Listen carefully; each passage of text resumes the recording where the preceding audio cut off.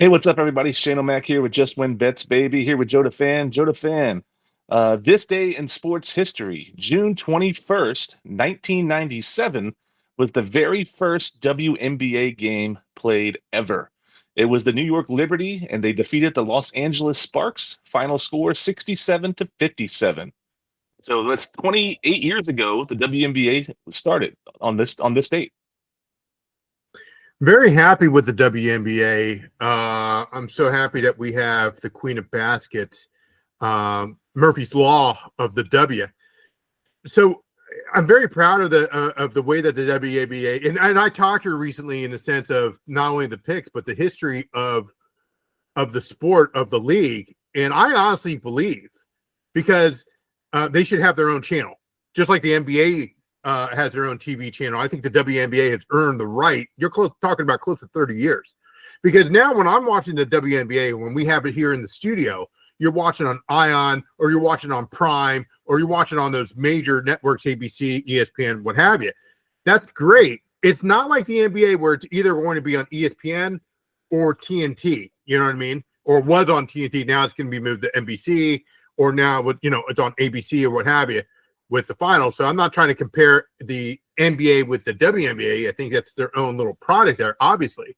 But it's come a long way. I'm very happy for and they're expanding. They're expanding their channel. Apparently they're expanding to two leagues or two teams added to the league next year.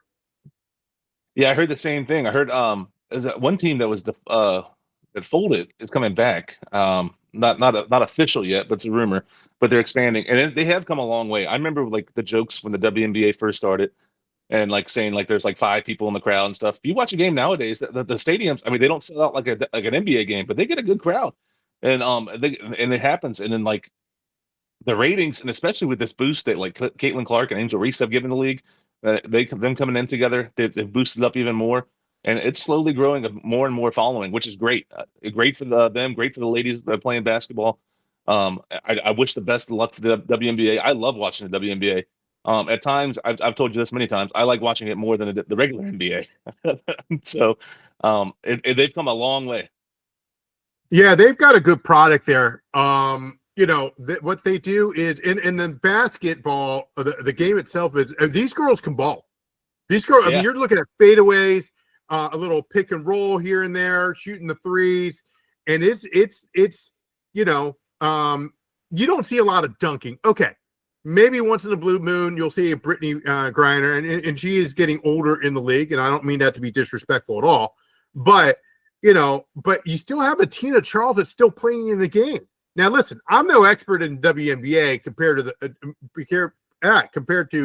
the Queen of Baskets here, who's been doing very well with for us. So, but my hat, I mean, they can ball. They're diving for balls. I'm watching WNBA and I'm like, holy cow, these girls can ball. My hat's off to them. Yeah, and they're not getting the same money that the NBA players are, and they show a lot more effort at times, which is crazy, right? So, and I think that money's going to start coming in because like their ratings are starting to go up more and more each year.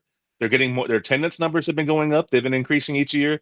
I know a lot of people complain saying like the women aren't getting paid as much. That's those two things right there will get you paid more. More people watching your product and more people coming to watch your product will increase your pay, right? And if that keeps going up, these ladies start getting paid a little bit more. I'm all for that. Get the ladies some more money. And I think that's going to be coming shortly. Oh, 100% agree. And I've seen where the stands are starting to get packed. And it's not just the Indiana Fever that's packing. I mean, you've got a game that I just saw, Atlanta Dream against a very good squad, which are the defending champs, the New York Liberty. And it's going back and forth, listen, the Connecticut Sun this year ain't that great. Let's really be honest. But you're looking at the Mystics. You look at a team that I'm very high on, which is the Minnesota Lynx. They've been great. Even an expansion team, the Golden State Valkyries, have been winning some games here and there. So, yes, they've got the trades. And you don't see these ladies taking the day off. Not like the NBA. I'm not knocking the NBA at all. I mean, NBA is still going to be its own product, okay? But if you're paying in the NBA, okay, hundreds of dollars to see your favorite player, okay, and he doesn't even play. That's kind of messed up. My hat's off to these ladies.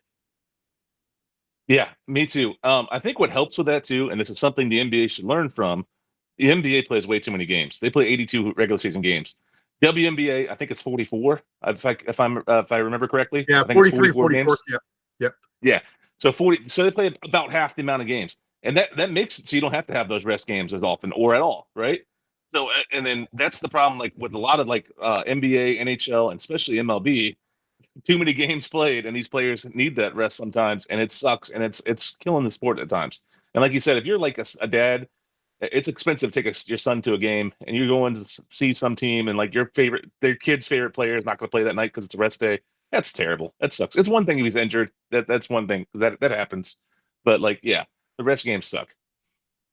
Well, they take off pretty much every Monday, according to the Queen. I've noticed that, for rest or whatever purpose, for travel, what have you.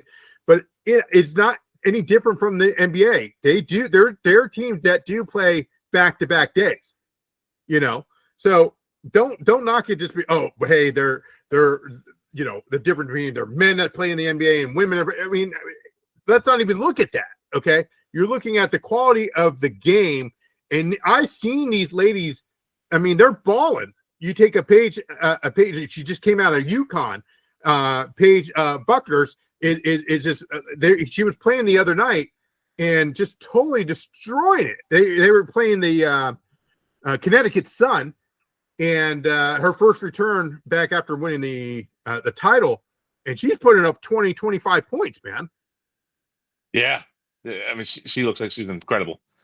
And then like Citron for the Mystics. The Mystics had like 3 first-round picks this year that are all in the top 5 or 8 or something like that. It was something crazy. And right. they're turning that team around. There's a lot of young talent that's coming into this league, and it's going to keep propelling them.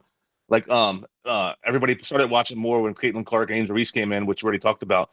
But that's like starting a new wave of this new talent, and it's going to take over. And I think it's going to only increase in viewership and from here on out. I'll say this finally. It's just, again, the quality of the game, the basketball. Granted, you have the NBA Finals. The ladies are going up against the NBA Finals. They're going up against the NBA playoffs and other sports. I get all that, okay? But if we look at as soon as the NBA Finals, which is going to wrap up soon, then you have this whole summer. And really, there's not really that much going on. And again, I'm not taking anything away from the WNBA, but this is good quality basketball where, hey, look, event back to the men, hey, there's going to be the NBA draft. That's fantastic. Or the combine. That's fantastic. But if you look at just the quality of the basketball play, man, I mean, it's something else. I mean, it's not fast going pace and blah, blah, and they just kind of strategize. They set up the basketball, they're pitching it around. It's not like it's 4 corners, okay, back in the day. This is something where, you could have ladies shoot from downtown, mostly maybe from half court once in the blue moon. They're posting up. Again, I love it. In 28 years, they've come a long way. Yeah, for sure. And I think it's slowly going to be like, all right, because what you just said, usually after that NBA Finals date, as soon as that ends, it's like a dry spell for sports. I mean, all you have is baseball, right? Pretty much. You have baseball, and then you have some soccer games starting to come in, stuff like that. But in American sports, it's mostly just baseball and then some MLS games, right? And those, there's not a lot of options like it is in like the winter time when you have hockey, football, basketball, all those going at the same time, right? It's time for if this league is going to start to take off, and it's a perfect spot in the calendar for them to get the most viewership possible, I think.